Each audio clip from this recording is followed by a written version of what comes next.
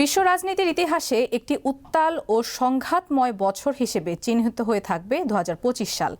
এই বছরটি একদিকে যেমন পুরনো যুদ্ধের ভয়াবহতা দেখেছে, অন্যদিকে নতুন নতুন ভূ রাজনৈতিক সমীকরণ এবং সরাসরি সামরিক সংঘাতের সাক্ষী হয়েছে। গাজায় ইসরায়েলি বাহিনীর ভয়াবহ আগ্রাসন থেকে শুরু করে ইউক্রেন সীমান্ত কিংবা সুদানের মরুপ্রান্তর সবখানেই যুদ্ধের লেলিহান শিখা অসংখ্য মানুষের জীবন কেড়ে নিয়েছে।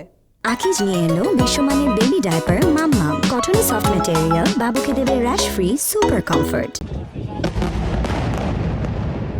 বিশ্ব ইতিহাসের পাতায় অন্ধকারাচ্ছন্ন অধ্যায় হিসেবে চিহ্নিত হয়ে থাকবে ২০২৫ সাল। পুরো বছরটি পৃথিবী জুড়ে ভয়াবহ যুদ্ধ, সংঘাত, মানবাধিকার লঙ্ঘন এবং ভূ রাজনৈতিক অস্থিরতার এক বছর হিসেবে চিহ্নিত হয়ে থাকবে।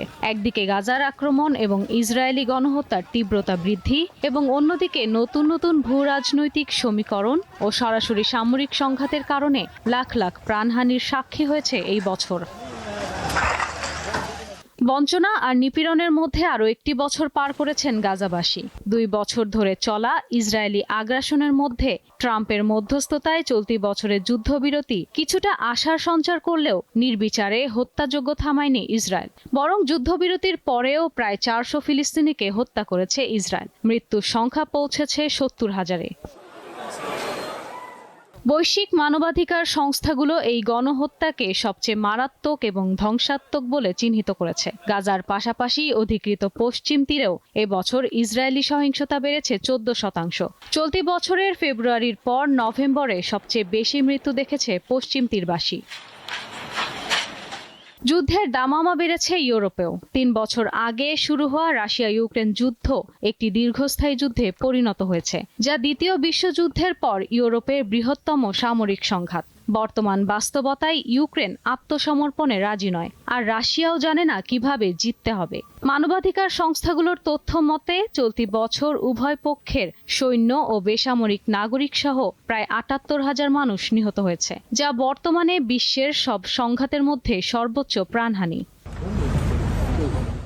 মধ্যপ্রাচ্যে ইরান ও ইসরায়েলের মধ্যকার তথাকথিত ছায়াযুদ্ধ এবছর সরাসরি সংঘাতে রূপ নিয়েছিল। ১২ দিনের বিধ্বংসী সংঘাতে দুই দেশই একে অপরের মূল ভূখণ্ডে ক্ষেপণাস্ত্র হামলা চালিয়েছে। মিডনাইট হ্যামার নামক এক অভিযানের মাধ্যমে এই যুদ্ধে সরাসরি যোগ দেয় যুক্তরাষ্ট্র। মার্কিন বাহিনী বাংকার বাস্টার বোমা এবং টমাহক ক্ষেপণাস্ত্র দিয়ে ইরানের পারমাণবিক স্থাপনায় হামলা চালালে পুরো অঞ্চলটি পারমাণবিক যুদ্ধের দ্বারপ্রান্তে চলে যায়।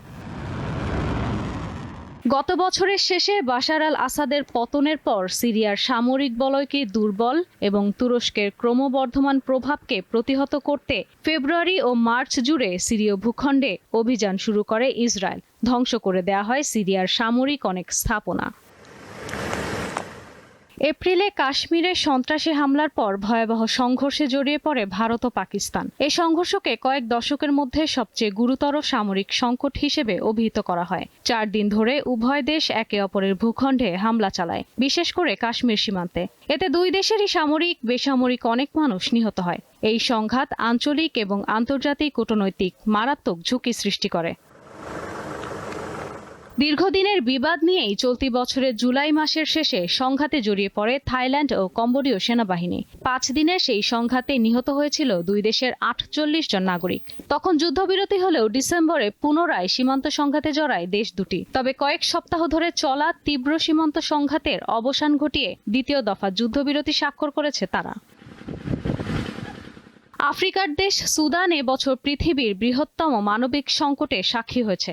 দেশটির সামরিক বাহিনী এবং আধা সামরিক RSF এর মধ্যকার ক্ষমতার লড়াইয়ে ১.৫ লাখ মানুষ নিহত এবং প্রায় ১,২০ লাখ মানুষ বাস্তুচ্যুত হয়েছে। অক্টোবরে জাতিসংঘ সুদানে গৃহযুদ্ধকে বিশ্বের সবচেয়ে বড় মানবিক সংকট হিসেবে ঘোষণা করেছে। মিয়ানমারের গৃহযুদ্ধ এবং হাইতির গ্যাং সহিংসতা দেশগুলোকে ধ্বংসের কিনারে নিয়ে গেছে। বছরের শেষ দিকে ভেনেজুয়েলার বিরুদ্ধে ট্রাম্প প্রশাসনের যুদ্ধজাহাজ পাঠানোর সিদ্ধান্ত লাতিন আমেরিকায় নতুন উত্তাপ ছড়িয়েছে। সব মিলিয়ে ২০২৫ সাল ছিল কূটনীতির চরম ব্যর্থতা এবং সামরিক শক্তির আস্ফালনের এক বছর, যার ক্ষত মুছতে বিশ্বকে হয়তো আরও কয়েক দশক অপেক্ষা করতে হবে। ইশরাত সুমা, দীপ্ত বার্তা কক্ষ।